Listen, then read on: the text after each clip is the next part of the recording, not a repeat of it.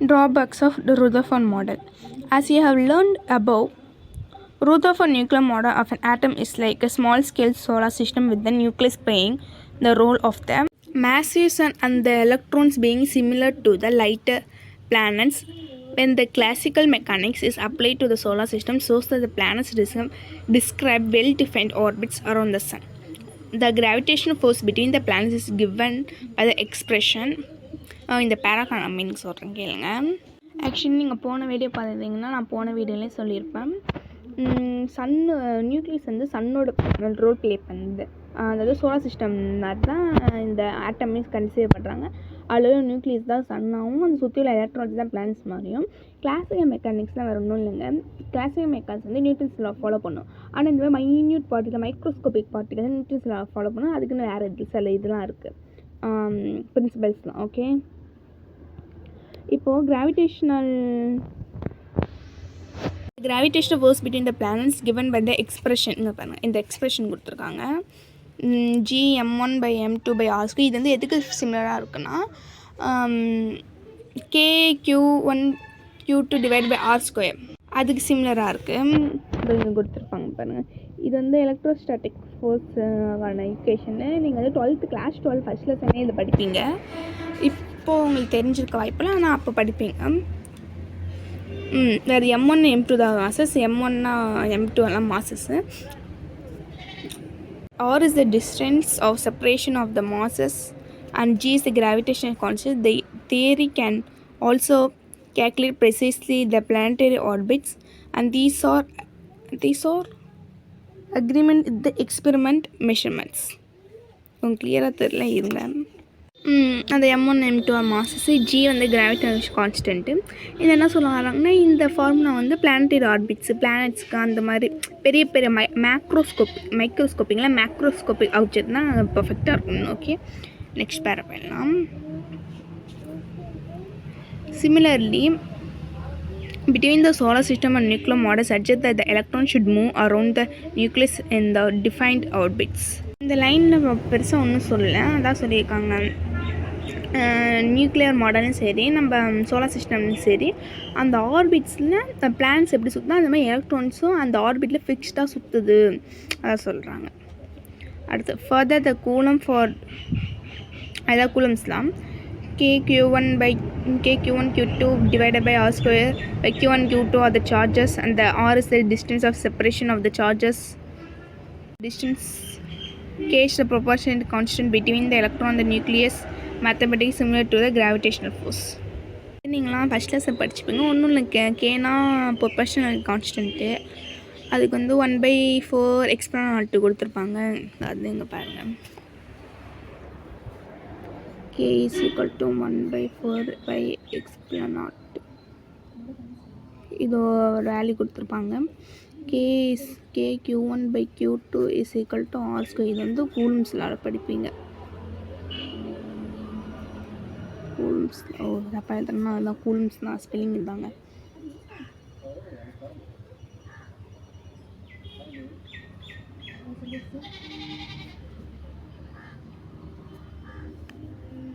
However, when a body is moving in an orbit, it undergoes an acceleration even if it is moving at the constant speed in an orbit because of changing direction. So, an electron in the nuclear model describing planet-like orbit is under acceleration. According to the electromagnetic theory of Maxwell, charged particles when accelerated should emit electromagnetic radiation. This feature does not exist for planets since they are uncharged. Therefore, an electron in an orbit will emit radiation. The energy carried by radiation comes out from the electronic motion. The orbit will thus continue to string. Okay, இந்த பேரை நான் அப்படியே உங்களுக்கு describe பண்ணுறேன் என்னென்னு. இப்போ பார்த்துக்கிங்கன்னா ஒரு object வந்து ரவுண்டாக சுற்றிக்கிட்டே இருக்குதுன்னு வச்சுக்கோங்களேன். இப்படி சுற்றிக்கிட்டே இருக்குன்னா பார்க்க வந்து இவனுக்கு என்னப்பா இவன் பார்த்து சுற்றிட்டு இருக்கு. ஆனால் நமக்கு தான் தெரியும் நம்ம ஆக்சிலேட் பண்ணுறோம். நம்ம ஆக்சிலேட் பண்ணாமல் இருந்தோம்னா நம்மளால சுற்றவே முடியாது, அப்படியே ஸ்ட்ரைட்டாக போயிடும். அது உங்களுக்கு தெரியுமா? உண்மையாக பைக் ஓட்டுறவங்க ஸ்கூட்டி ஓட்டுறவங்களுக்கு தான் தெரியும் எத்தனை ஆக்சிலேட் பண்ணால் தான் இப்படி சுற்ற முடியுட்டு நம்ம ஸ்ட்ரைட்டாக போயிட்டு அதை ஆக்சிலேட் பண்ணனால தான் இது சுற்றிக்கிட்டே இருக்குது. இப்போ என்னென்னா எலக்ட்ரான் வந்து ரொம்ப ஸ்பீடாக சுற்றும். ஏன்னா நியூக்ளியஸ் பாசிட்டிவ் சார்ஜ், எலக்ட்ரான் வந்து நெகட்டிவ் சார்ஜ், அதுக்கு நியூக்ளியஸ் வந்து ஈர்த்துக்குள்ள அது கம்பேர் பண்ணுறது அது ரொம்ப ஃபாஸ்ட்டாக சுற்றிக்கிட்டே இருக்கும். இப்போ மேக்ஸ்வெல் தியரி பற்றி பாருங்கள். மேக்ஸ்வெல் தியரி படி என்னென்னா, ஒரு எலக்ட்ரான் சுற்றிக்கினே இருக்குண்ணா. இப்போ பார்த்தீங்கன்னா பிளானட்ஸ்லாம் வந்து இது அன்சார்ஜ்டு பார்ட்டிகல், அது வந்து நியூட்ரல். அதனால் அது வந்து சுத்தமாக வந்து எலக்ட்ரோமேக்னெட்டிக் ரேடியேஷன் எமிட் பண்ணாது. ஆனால் வந்து எலக்ட்ரான் வந்து ஒரு charge particle, negative charge particle, அது சுற்றினா எலக்ட்ரோமேக்னெட்டிக் ரேடியேஷன் வந்து வெளியே வரும். இப்போ பார்த்திங்கன்னா இப்போ அது வந்து சுற்றுது, இப்போ வந்து சுற்றுது, அப்படியே சுற்றி இதான் நியூக்ளியஸு வச்சுக்கோங்களேன். இப்படியே இங்கே தான் சுற்றி சாரி வெயிட் பண்ணுங்கள். இதுவா இது நியூக்ளியஸா? இப்போ எலக்ட்ரான் இப்படியே சுற்றிக்கிட்டே இருக்குங்க. அதுக்கு எனர்ஜி இருக்குது. அது எனர்ஜி சுற்ற அதுக்கு வந்து எலக்ட்ரோமேக்னெட்டிக் ரேடியேஷன் வெளியிடும். அது வெளில விட்டுச்சுன்னா சுற்றிக்கிட்டே இருக்குது. இப்படி வந்து இப்படி உள்ள போயிடுமா, ஸ்ட்ரிங்க் ஆகிடுமா, புரியுதா? அதான் இந்த பேரை ஃபுல்லாக அதான் சொல்லியிருக்காங்க.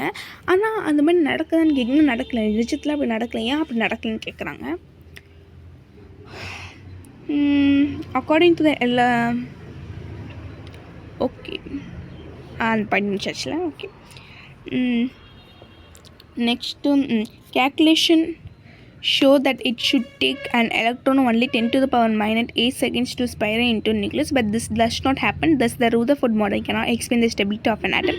If the motion of the electron is described on the basis of the classical mechanics and the electromagnetic theory, you may ask that since the motion of the electrons in the orbit is leading to the instability of the one atom, then why not consider electrons as stationary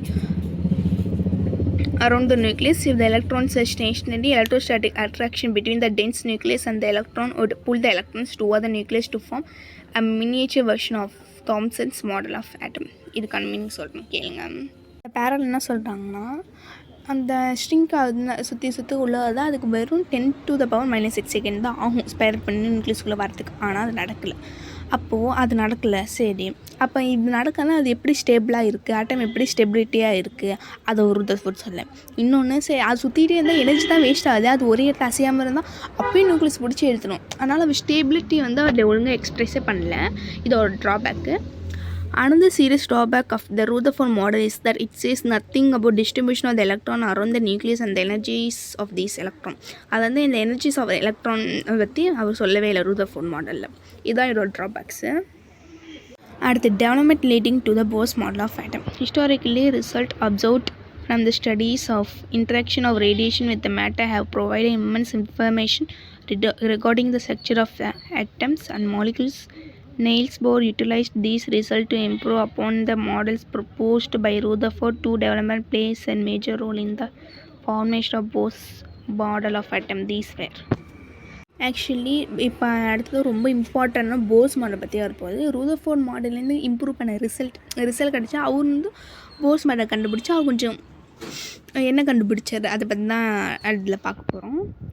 ரெண்டு most important என்ன கண்டுச்சா, dual nature of electromagnetic radiation, which means that radiation possesses both wave-like and particle-like properties, and experiment result regarding atomic spectra. Actually dual nature of அந்த atom வந்து twelve nature இருக்குது. இப்போ நிறைய நினச்சிட்டு இருந்தாங்கன்னா, first எடுத்தோடனே Einstein வந்து அது வந்து பார்ட்டிகல் நேச்சர்னு சொன்னாங்க. அதுக்கப்புறம் வேவ் நேச்சர், பார்ட்டிகல் நேச்சர், அது கொலாப்ஸ் ஆகிட்டே இருந்துச்சு. அது ஆனால் இப்போது ஃபைனலாக ஒரு முடிக்க வந்துட்டாங்க. அது வந்து வேவ் நேச்சராக ஆக்ட் பண்ணுது, பார்ட்டிகல் நேச்சராக ஆக்ட் பண்ணுது. போத் தான் ரெண்டுமே அது ஆக்ட் பண்ணு. அதனால் அதுக்கு டுவல் கேரக்டர்னு வச்சுட்டாங்க. ஓகே, எக்ஸ்பெரிமெண்டல் ரிசல்ட் இருக்கா அட்டாமிக் ஸ்பெக்ட்ரானா அந்த ரேடியேஷன் அந்த ஸ்பெக்ட்ரா, அது அடுத்த இது புரியும். ஓகே, அடுத்து we have nature of electromagnetic radiation. Okay, wave nature of electromagnetic radiation. In the mid-19th century, physics actively studied absorption and emission of radiation by heated objects. These are called thermal radiations. They tried to find out of what the thermal radiation is made. It is now a well-known fact that the thermal radiation consists of electromagnetic waves of various frequencies or wavelengths. It is based on the number of modern concepts in which were unknown in mid-19th century. First active study of thermal radiation loss occurred in 1950s, and the theory of electromagnetic waves and the emission of such waves by oscillating charges particles were developed in early 1870 by James Clerk Maxwell, which was experimentally confirmed later by Heinrich Hertz. Here we will learn some facts about electromagnetic radiation. அப்படியே வளவலன்னு படிச்சுட்டு போயிட்டாங்க, வந்துருக்கோம். அதை உங்களுக்கு நான் explain பண்ணுறேன். இதில் என்ன சொல்கிறாங்கன்னா, மிட்-19th சென்ச்சுரியில் இந்த ஆப்ஜெக்ட்லாம் போட்டு எரிக்கிறாங்க, ஹீட் பண்ணுறாங்க. அந்த ஹீட் பண்ணுறதுனால ஒரு ரேடியேஷன் வருது, தெர்மல் ரேடியேஷன். அந்த ரேடியேஷன் வந்து எதால் மேடாக இருக்குது, அது அப்போ தெரியல, ஆனால் இப்போ தெரியுதுல்ல. இப்போ வந்து அது எதால் மேடாக எலக்ட்ரோமேக்னெட்டிக் வேவ்ஸ் தான் அதுலேருந்து எது எதுன்னு இப்போ தெரியல, ஆனால் அப்போ தெரியல. ஆனால் இதை பற்றி இந்த வேவ் நேச்சர், பார்ட்டிகல் நேச்சர் வந்து அப்படியே 1850s 1870s இந்த மாதிரி அப்படியே படிச்சுட்டே வந்தாங்க. அதுக்கப்புறம் ஃபைனலாக என்ன கன்க்ளூஷன்லாம் இதுக்கப்புறம் தான் பார்க்கலாம். James Maxwell was the first to give a comprehensive explanation about the interaction between the charged bodies and behavior of electrical and magnetic fields on macroscopic level. இது வந்து மேக்ரோஸ்கோபிக் லெவல் தான் யார் கொடுத்தாரு, ஜேம்ஸ் மேக்ஸ்வெல் கொடுத்தாரு. எந்த பிஹேவியரில் electric and magnetic field behaviour வச்சு யார் கூட, ஜேம்ஸ் மேக்ஸ்வெல் மேக்ரோஸ்கோபிக் லெவல். ஓகேவா? He suggested that when electrically charged particles moves under acceleration, alternating electrical and magnetic fields are produced and transmitted. These fields are transmitted in the forms of waves are called electromagnetic waves or electromagnetic radiation. என்ன சொல்ல வர்றாருன்னா, இப்போ வந்து ஒரு charge particle எடுத்துக்கிட்டோன்னு வச்சிங்கன்னா, அது வந்து acceleration பண்ணி போணுச்சுன்னா அங்கே வந்து மேக்னெட்டிக் ஃபீல்டும் வரும், எலக்ட்ரிக்கல் ஃபீல்டும் வரும்னு சொல்கிறாங்க. ஓகேவா? அதை தான் நம்ம என்னென்னு சொல்லணும், எலக்ட்ரோமேக்னெட்டிக் வேவ்ஸ் இல்லாட்டி எலக்ட்ரோமேக்னெட்டிக் ரேடியேஷன் சொல்கிறோம். அதுக்கு டயக்ராமிக் பிக்சர் எதுவும் இருக்குது பாருங்கள். இது வந்து எலக்ட்ரிக் ஃபீல்டா, இது இப்படி போகுது, இது வந்து இந்த மாதிரி க்ராஸாக போகும், இது ரெண்டும் பர்பெண்டிகுலர் டு ஈச் அதர். ஓகேவா? இதை இந்த பேரல் சொல்லியிருக்காங்க. இதில் பார்ப்போம். Light is the foremost radiation known from early days and the speculation about its nature dates back to the remote ancient times. In earlier days, Newton light was supposed to be made of particle corpuscles. It was only in the 19th century when wave nature of light was established.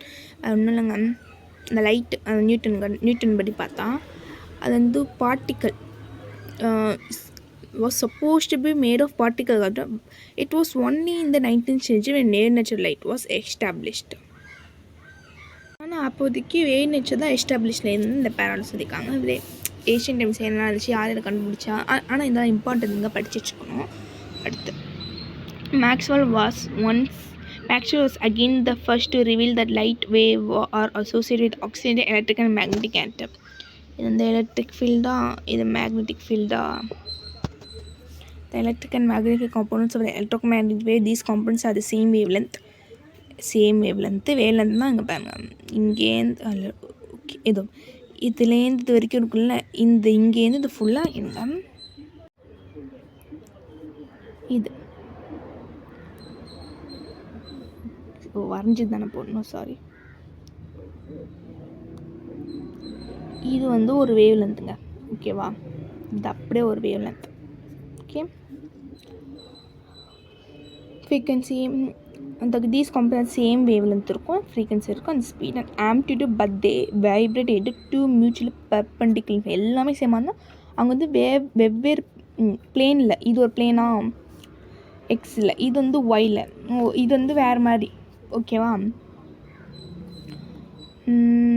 Okay, அடுத்து so இது வந்து எல்லாத்தையும் சேமாக இருக்கும். இல்லை அந்த frequency speed அந்த amplitude சேமாக இருக்கும். ஆனால் ஏன்னா vibrate in two different plane ஹெட் ஆனால் என்ன பர்பெண்டிகுலராக இருக்கும், அவ்வளோதான்.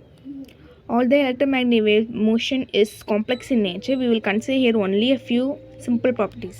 எலக்ட்ரோமேக்னெட்டிக் மோஷன் வந்து காம்ப்ளெக்ஸ் தான் நேச்சர் படி பார்த்தா. ஆனால் இப்போ வந்து நம்ம ஒரு சிம்பிள் பாயிண்ட்ஸ் வந்து பார்த்துக்கலாம்.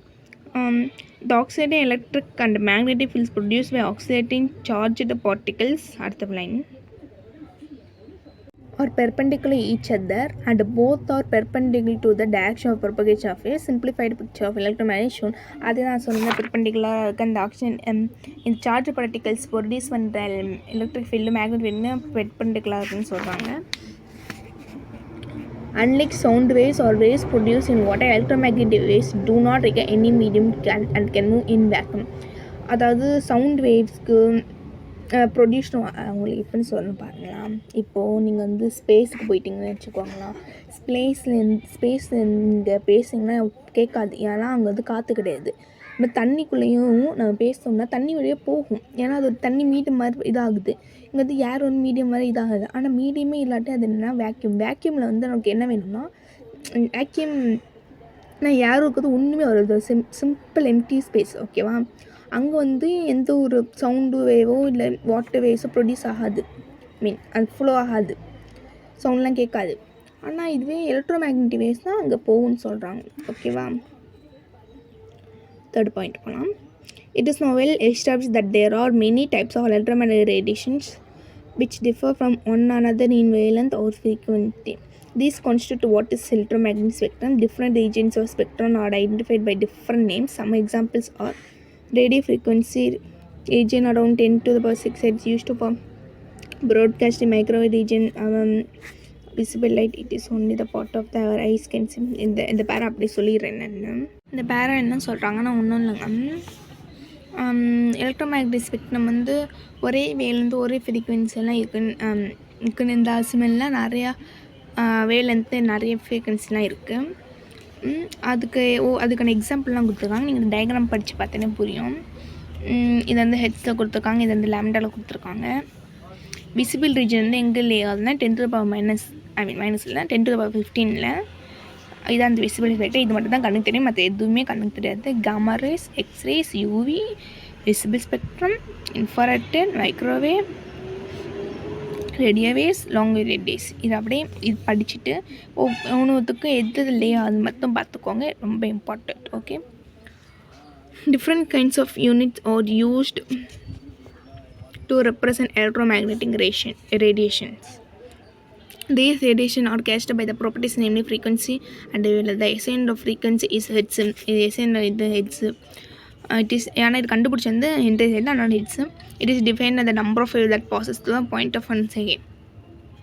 அதாவது ஒரு செகண்டில் எவ்வளோ வேவ் போதோ, அதாவது எவ்வளோ வேவ் லென்த்து வேவ்ஸ் போதோ அதுதான் frequency. Wavelength should have units of length, and as you know that SI unit of length is meter. Since electromagnetic radiation consists of different kinds of waves and much smaller wavelengths, smaller units are used. So various types of electromagnetic radiation which differ from one another in wavelengths and frequencies. என்ன சொல்ல வராங்கன்னா, நிறைய electromagnetic waves frequency ரொம்ப குட்டியாக இருக்கும், ஒரு சில ரொம்ப பெருசாக இருக்கும். இதனாலே யூனிட் வந்து ஒரு சிலர் ரொம்ப நேனோ மீட்டர் அளவுக்கு குட்டியாக போட வேண்டிய, ஒரு இருக்க மீட்டர் அளவுக்கு ரொம்ப பெருசாக போட வேண்டியதாக இருக்குன்னு சொல்லி ஒவ்வொருத்தையும் இவ்வளோ டிஃப்ரென்ஸ் இருக்குன்னு சொல்கிறாங்க. அடுத்து, in vacuum all types of electromagnetic radiation regardless of wavelength travel at the same speed. அதாவது வேக்யூம்னா அது வேக்யூம் சொல்லிங்க, நல்லா எலக்ட்ரோமேக்னெட்டிக் ட்ராவல் ஆகணும். எந்த ஸ்பீட்னா 3 × 10 to the power 8 meter second inverse. And this is speed of the light. Light எந்த அளவுக்கு speed போகுதோ அதே மாதிரி தான் எலக்ட்ரோமேக்னெட்டிக் ரேடியேஷனும் வேக்யூமில் போகுது. Given simple C, frequency simple வேவ்லென்த்லாம் உங்களுக்கு தெரியும், பார்த்துக்கோங்க. The other commonly used quantity, especially in spectroscopy, is the wave number. It is given as the number of wavelengths per unit length. It is or reciprocal of wavelength unit inverse, however commonly used as centimeter, not a cent. அதாவது என்ன சொல்கிறாங்கன்னா, wave நம்பர்னால் என்னது, அது வந்து wave length. இப்போ வந்து 1 மீட்டரில் எவ்வளோ வேவ் லென்த் இருக்குது, அந்த மாதிரி பெர் யூனிட்டுக்கு எவ்வளோ பெர் யூனிட் லென்த்துக்கு எவ்வளோ வேவ் லென்த்துன்னு சொல்கிறது தான் வேவ் நம்பரு. ஓகேவா, அதோடைய வேவ் யூனிட் தான் கொடுத்துருக்காங்க, பார்த்துக்கோங்க. இந்த பேரா முடிச்சதுக்கப்புறம் நேராக இங்கே பாருன்னா particle nature and electromagnetic radiation and Planck's quantum theory. இதுலேருந்து நாளைக்கு பார்க்கலாம், சரியா? வாங்க particle nature of electromagnetic radiation இதுதான் பிளாங்க்ஸ் குவாண்டம் தியரின்னு சொல்லுவோம். ஓகேவா? இப்போ some of the experimental phenomenal such as diffraction interference. டிஃப்ராக்ஷன்னா வேறு ஒன்றுங்க, பெண்டிங் ஆஃப் வேவ் தாங்க சொல்லுவோம்.